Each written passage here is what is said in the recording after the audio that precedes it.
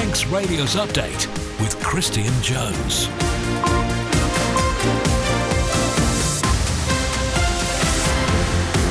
Fastamai, good afternoon. It's 5 o'clock on Friday the 15th of August.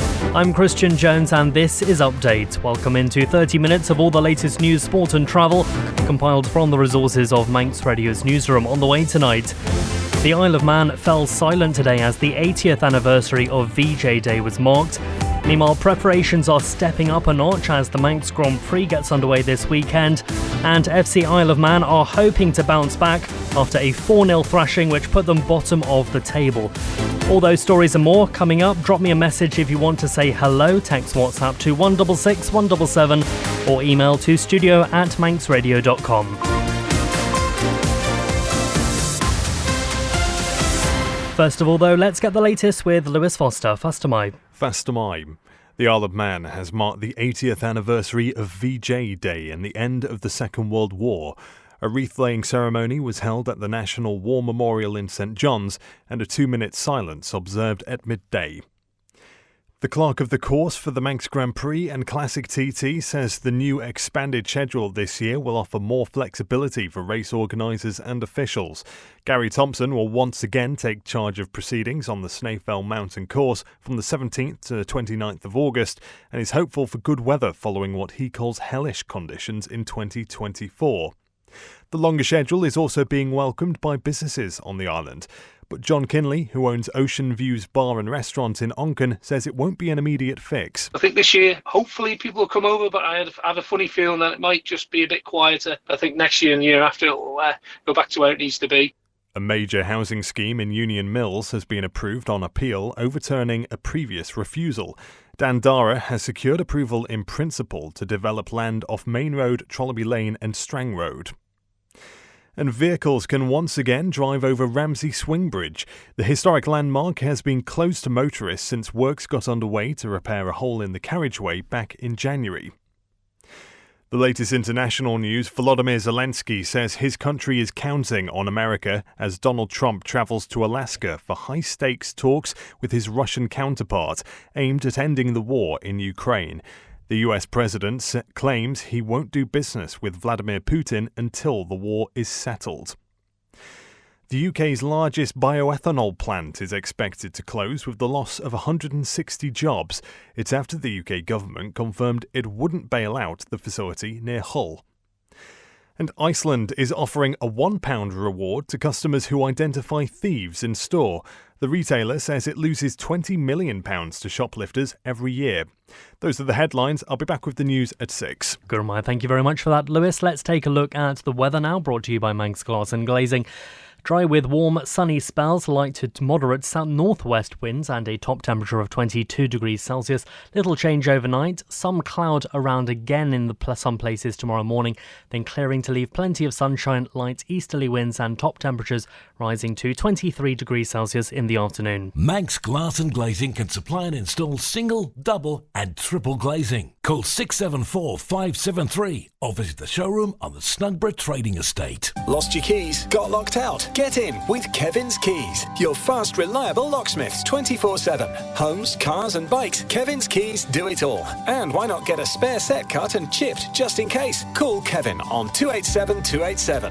At Begode Cattery, we have been caring for animals for over 50 years. As a cattery, we care for customers' cats and treat them as our own. Contact Begode Cattery on 676 947 or find Begode Cattery on Facebook. SMS Trading, new and second-hand furniture from flat pack to fully built. See our range at 3 St Paul Square, Ramsey. All island delivery and man in a van service available. Call SMS Trading on 315151 or find SMS Trading on Facebook. Reach the Isle of Man's biggest radio audience with Manx Radio. Airtime, sponsorship and digital opportunities available. For more information on how we can help your business grow its market share, contact the friendly, experienced team on sales at manxradio.com. You're listening to the Isle of Man's quintessential daily news and current affairs roundup. Update on Manx Radio. 5 minutes past 5 on Manx Radio's Update. Welcome to the programme. The nation fell silent today to mark the 80th anniversary of VJ Day, the day in 1945 when Japan surrendered to Allied forces, marking the end of the Second World War. This morning, a commemorative service took place in the nation's capital. The short ceremony in Hillary Park was led by the Mayor's chaplain, Reverend Dr. Michael Bryden, and featured music from the Douglas Town Band.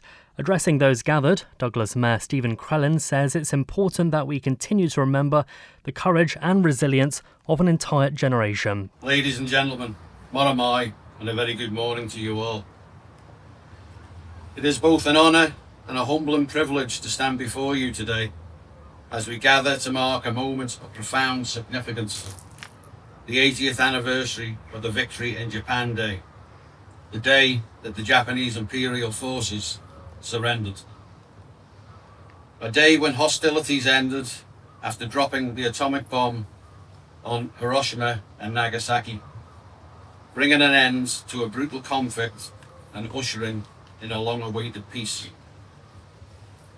A day when many happy reunions of those who have been long separated from each other can rejoice that the war in the Far East has finally come to an end, following 6 long years of hardship, destruction and unimaginable loss. For many, the joy of that moment was tempered by grief. Almost 30,000 troops died, part of a larger total of more than 90,000 casualties in the war against Japan. For others, it was a bittersweet hope for the future. But above all, it was testament to the courage and resilience of an entire generation. Douglas Mayor Stephen Crellin speaking there giving an address to the commemorative service marking the 80th anniversary of VJ Day. Let's turn our attention to the Manx Grand Prix. We've been hearing this week about the relief of motorsport fans over this year's extended schedule, which gets underway on Sunday. It's moving back to a 12-day programme from the 9-day format used in recent years. But how does the island's hospitality sector feel about it? Chanel Suku has this report. I think it can only be positive for the economy. Hopefully this will continue now into the future, back to the 2-week format. That was Alan Brew, the chairman of the Manx Grand Prix Supporters Club. But are businesses on the island starting to see the effects of the extended schedule? Michael George is from the Welbeck Hotel in Douglas. Certainly do go up to 100% on quite a few of the nights. My big fear for this year was that because they only announced that it was back to the 2 weeks post last year's races. So my big fear was that we'd already let our rooms just around the weekend. And I didn't think that this year I didn't really think we'd see the benefit until next year. But I'm happy to say that I've been proved absolutely, totally wrong on that. But the activities over the fortnight disrupts one business, which is used to seeing families during the summer holidays. Kathleen Graham, the manager at the wildlife park, says its position on the course means they don't get as many visitors during racing. Tourists are here, are mostly here for the racing. They're not really here to visit the park. So it does negatively impact us. If you've got people, for example, the cafe, they're coming by bus, they can't really get there when the roads are closed, particularly, bank holiday, the roads are closed 9 till 9, basically, 9:30 till 9. So there's no buses. So we can't have volunteers. A lot of our volunteers come by bus. So we can't put on, the full talk schedule because people have difficulty getting to us. And then, of course, if we've got staff who live on the inside, if the roads are only open for an hour, you've got to try and get your shopping, pick up kids, do things like that, and then get back home. So sometimes we do have to shut earlier just so that staff can at least get out and maybe get their shopping in Ramsey before they have to get home before the roads close again. So, it isn't easy. It is a balance. Chanel Zuku with that report. Well, as you can imagine, Gary Thompson and his team are in the midst of final preparations for the MGP and Classic TT. What's more, he and other race officials have more time in an expanded 12-day schedule, which runs from the 17th to the 29th of August for both meetings after what Mr Thompson described as hellish weather conditions in 2024, which caused major disruption. So what does he make of the new format for this year, and what other matters are still outstanding before the first flag drops? Mr Thompson has been speaking with Manx Radio sports editor Rob Pritchard. We are currently slightly short of marshals still for Sunday, and I would like to say to anybody locally, if you haven't signed on yet, then please do so. Yeah, we've got a natural reduction in light compared to what we have at the TT event in May. At the Manx Grand Prix Classic TT, we have to flag all at 8 o'clock during qualifying week, so we automatically lose almost an hour's worth of qualifying practice. The newcomers as well, we've got about 35 newcomers. We get the newcomers lap done on Sunday. It just sets us up nicely then for the rest of the week. One thing that came up from the shorter format, sometimes it was very long days, very tiring days for the likes of not just marshals but the likes of the scrutineers, for example. How much do you hope an expanded schedule will benefit the likes of marshals and scrutineers so they don't maybe feel used and abused? I certainly hope nobody feels used and abused. And for everybody, whether it's competitors, teams, those of us in race control, the marshals out on the course, there have been some long days, and I try to make the decisions as early as we possibly can so that people don't go standing out on point for hours waiting for the decision to be made. And equally, same with the scrutineers. We utilise the contingency sessions carefully. Gary Thompson speaking there. Well, as we just heard this week, that marshals are urgently needed for the first day of this year's Manx Grand Prix. As Laura Sawyer and Jane Corlett of the TTMA explain, there's a greater reliance on local volunteers during the August event, but that they're always flexible around the needs and availability of anyone who wants to sign up. There's always room for more marshals, but equally we don't expect everybody to do every single session, because we do appreciate, particularly during the Manx Grand Prix, when we rely very heavily on our local marshals, that means a lot of people taking time off work, using up holidays, and people have other things that they want to do with their holidays. So, we appreciate anything that they can do. I understand, particularly when it comes to the Manx Grand Prix, that the emphasis, if you like, the percentage is higher in terms of local marshals during the Manx Grand Prix than it is the TT. So how important for MGP is getting local marshals involved? It's absolutely crucial. Both of the events, they require exactly the same minimum number of marshals to actually get going. And whereas for TT, we have far more visitors to the island, a lot more marshals come from off island. Between 25 and 30% of those marshals would be local marshals to the island. Whereas when we get to Manx Grand Prix Classic TT, then that figure is effectively doubled. It would be 50 to 60% of the marshals that we need are local marshals. We're particularly as well hoping that more of the experienced marshals will sign up. We're doing very well for novice marshals, but we have to get the dilution right. We have to have that experience around the course as well. You're listening to the Isle of Man's quintessential daily news and current affairs roundup. Update on Manx Radio. The chair of the Office of Fair Trading has praised the authority for taking swift action to seize hundreds of fake Labubu dolls on the island. The dolls have seen a viral sensation, making them one of the must-have toys since the seizures in Douglas in July. Similar discoveries have been made at stores in the UK. Tim Glover says he's pleased the Manx team was alert to the risk the fake dolls pose. I do want to praise the work of the OFT over the summer, because a few weeks ago there was a release put out about the small team there, and they had seized hundreds of fake Labubu dolls. 200 toys branded as potentially dangerous were found in 2 stores in Douglas. They're fake, parts come away and are choking hazards.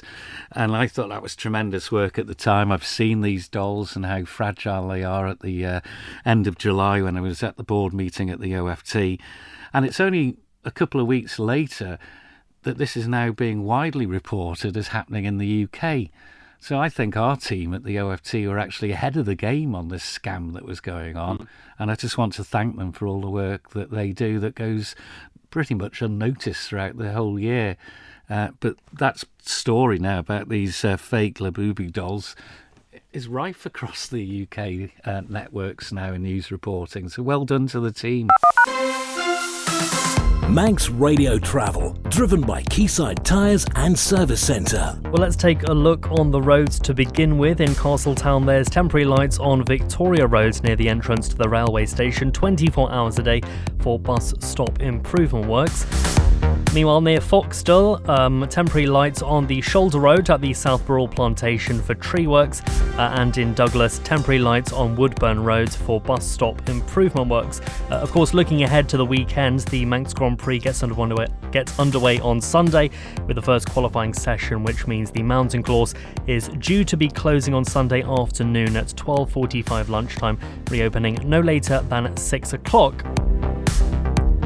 We'll take a look at the steam packet. Everything is looking like it's running to time over there. We'll take a look at the airports now. On the departures board, everything's looking green, so that's all good.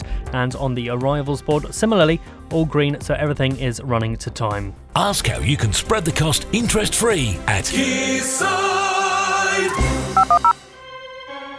What do MHKs get up to during the summer recess? What work is there for our politicians between the July Tynwald sitting and the political season opener in October? You might be surprised at how much is being done out of the immediate political gaze, and MHK's Call It Glover and Smith are keen to tell us all about it. That's Perspective this Sunday at 12 on Manx Radio with me, Phil Gaughan. Grab a deck chair, don your knotted hanky and settle down to a Perspective political whippy with just the mildest sprinkle of nuts and raspberry sauce. You're listening to the Isle of Man's quintessential daily news and current affairs roundup. Update on Manx Radio.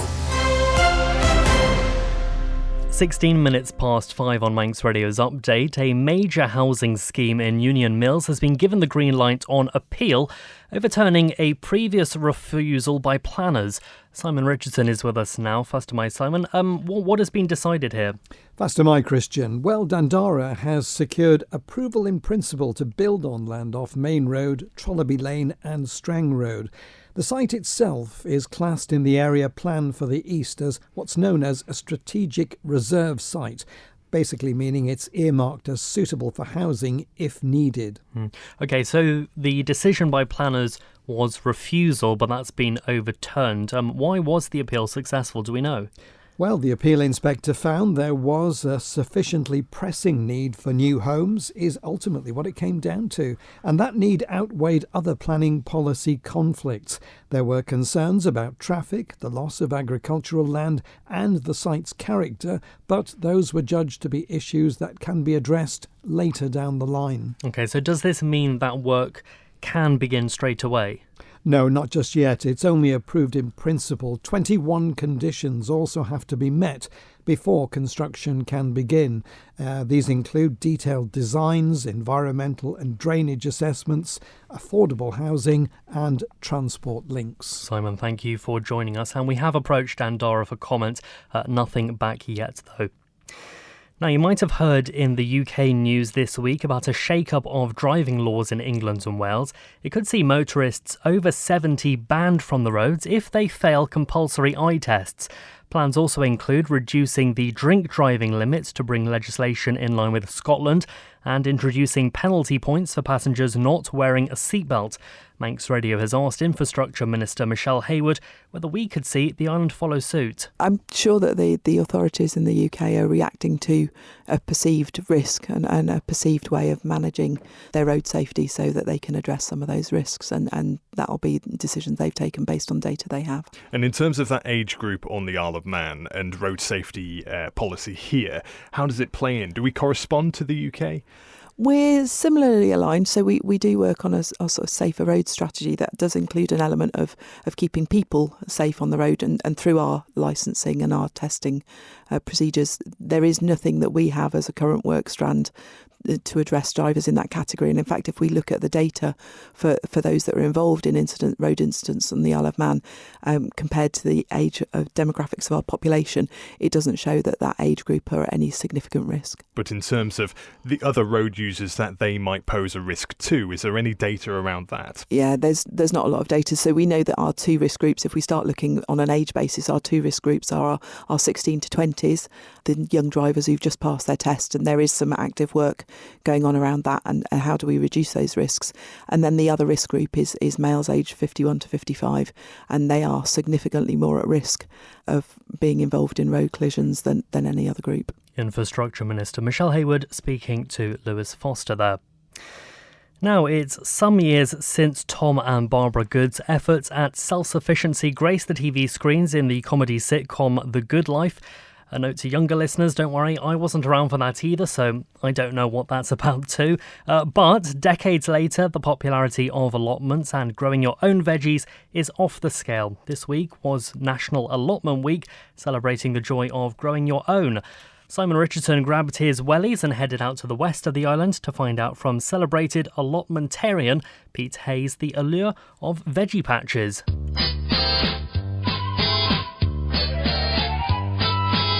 Well, I've always liked gardening. I had an allotment when I lived across, and if you remember, about 1979, we moved into Strand Close, and I grew stuff in the garden. And you were so impressed, you came and took pictures for the press of giant sunflowers and enormous marrows. Only in the hope of a few freebies, of course. Absolutely, yeah.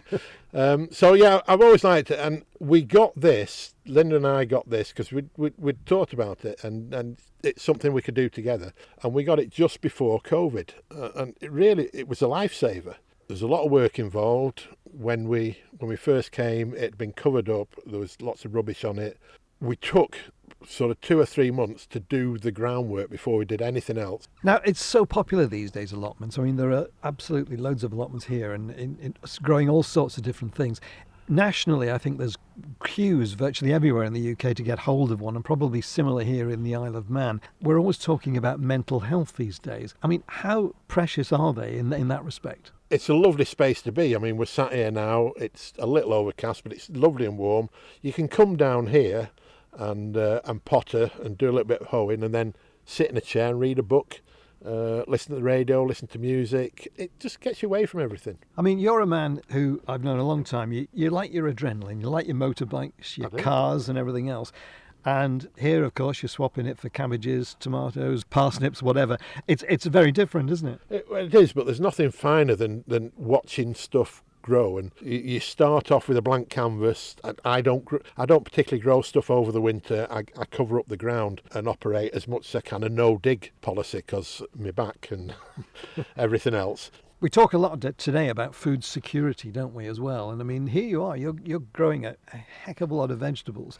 I guess probably a quarter of it ends up on your table. If that. if that, we give most of it away. I've supplied the Dovecote with lettuce for a while as freebies. I get a nice cup of coffee from there. I supplied some to Scott Philby at the TT because he'd seen pictures of us. How many hours a week do you spend here, Pete? It depends. This week I've been down a couple of times watering because the sweet corn are very thirsty.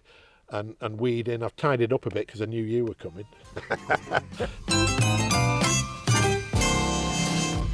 That's Pete Hayes at his impressive allotment site, speaking with Simon Richardson. Did you ever grow your vegetables? Do you grow your own vegetables? Growing up, I used to grow cress and carrots, I think, but to this day my dad still loves growing vegetables, courgettes in particular. I remember that used to be one of my enormous frustrations in the world. Why was every dinner with a fairly large side of courgettes? First world problems, I suppose. Get the full story. Tune in to Manx Radio's newscast for in-depth interviews behind the headlines. Find the newscast now at manxradio.com or your usual podcast provider. Let's turn our attention to sport, and after defeat midweek left them bottom of the NWCFL Premier Division, FC Isle of Man's manager hopes his team can produce a positive response when they travel to face Abbey Hay tomorrow.